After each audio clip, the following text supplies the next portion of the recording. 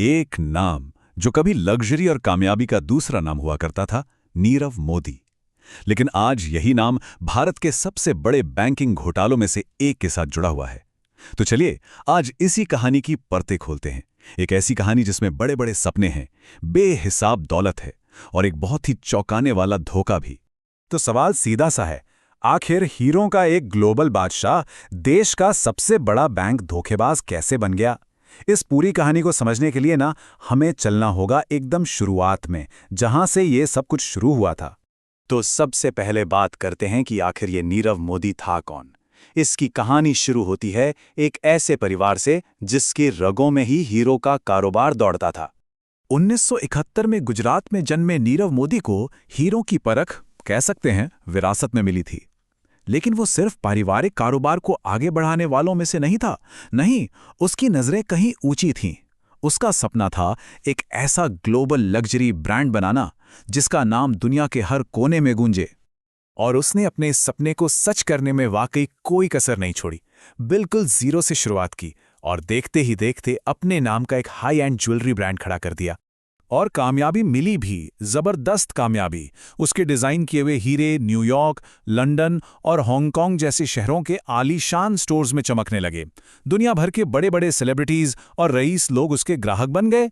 वो सचमुच एक ग्लोबल लग्जरी आइकॉन बन चुका था। शोहरत, पैसा, सब कुछ था उसके पास। लेकिन इस पूरी चकाचौंध के पीछे एक बहुत ही स्याह सच छिपा हुआ था। कामयाबी की ये जो इमारत खड़ी की गई थी उसकी नींव एक बहुत बड़े धोखे पर रखी गई थी। एक ऐसा खेल जो भारत के पूरे बैंकिंग सिस्टम को हिलाकर रखने वाला था। और इस पूरे खेल का सबसे बड़ा मोहरा था लेटर ऑफ अंडरटेकिंग, जिसे शॉर्ट में कहते हैं LOU। अब इसे आसान भाषा में समझिए, ये एक बैंक की लिखी हुई चिट्ठी होती थी जो दूसरे विदेशी बैंक को गारंटी देती थी कि हमारे इस ग्राहक को लोन दे दो, अगर पैसा डूबा तो जिम्मेदार हम हैं। नीरव मोदी ने इसी भरोसे वाले सिस्टम में एक बहुत बड़ी सेंध लगा दी। तो ये हुआ कैसे? देखिए, उसने पंजाब नेशनल बैंक के कुछ बेईमान कर्मचारियों से हाथ मिलाया और उनसे फर्जी LOUs यानी कि नकली गारंटी पत्र जारी करवाए। इन्हीं कागजों के दम पर विदेशी बैंकों से करोड़ों का लोन उठाया गया। और सबसे शातिर चाल ये थी कि इन सारे लेन देन को बैंक के मेन रिकॉर्ड सिस्टम से ही बाहर रखा गया, ताकि किसी को कानो कान खबर तक न हो। एक लोन चुकाने के लिए दूसरा, दूसरे के लिए तीसरा, और ये फ्रॉड का पहिया सालों साल घूमता रहा। और ये रकम कोई छोटी मोटी नहीं थी।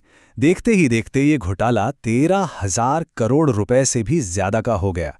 जरा सोचिए, इतनी बड़ी रकम बैंकिंग सिस्टम से सालों तक गायब रही और किसी को पता तक नहीं चला, क्योंकि सिस्टम को अंदर से ही खोखला कर दिया गया था। लेकिन कहते हैं हर धोखे की एक एक्सपायरी डेट होती है। साल 2018 में PNB के एक रूटीन ऑडिट के दौरान यह पूरा का पूरा घोटाला सामने आ गया और नीरव मोदी का बनाया हुआ वो ताश का महल एक झटके में ढह गया। जैसे ही घोटाले का पर्दाफाश हुआ, CBI और ED जैसी बड़ी एजेंसियां हरकत में आईं। लेकिन तब तक बहुत देर हो चुकी थी। जांच का शिकंजा कसता उससे पहले ही नीरव मोदी देश छोड़कर फरार हो चुका था। इसके बाद शुरू हुआ उसे पकड़ने का एक अंतर्राष्ट्रीय खेल। 2018 में वो भारत से भागा और 2019 में लंदन की सड़कों पर बेखौफ घूमता हुआ नजर आया। लेकिन आखिरकार मार्च 2019 में लंदन पुलिस ने उसे धर दबोचा और तब से लेकर आज तक वो ब्रिटेन की जेल में ही बंद है।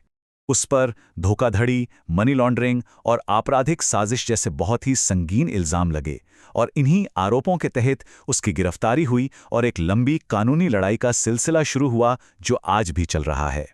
तो अब आते हैं आज की स्थिति पर। क्या है नीरव मोदी का हाल और इस इतने बड़े घोटाले ने अपने पीछे आखिर क्या असर छोड़ा है? तो देखिए, फिलहाल नीरव मोदी ब्रिटेन की जेल में बंद है और भारत प्रत्यर्पण यानी कि उसे वापस भारत लाए जाने के खिलाफ कानूनी लड़ाई लड़ रहा है। उसकी जमानत की अर्जियां भी कई बार खारिज हो चुकी हैं। मतलब साफ है, वो सलाखों के पीछे तो है, लेकिन भारतीय कानून की पहुंच से अभी भी दूर है।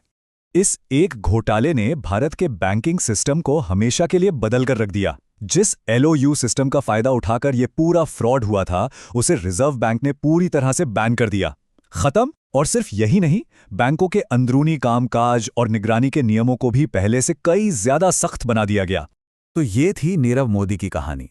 अर्श से फर्श तक का एक ऐसा सफर जिसमें चमक है, धोखा है और कानून का शिकंजा भी। वो भागा, पकड़ा गया और आज जेल में है। लेकिन उसकी कहानी अपने पीछे एक बहुत बड़ा सवाल छोड़ जाती है कि क्या सिर्फ नियमों को सख्त कर देना काफ़ी है, या फिर सिस्टम की वो बारीक कमजोरियां आज भी कहीं ना कहीं मौजूद हैं, जो भविष्य में किसी नए और शायद इससे भी बड़े घोटाले को जन्म दे सकती हैं।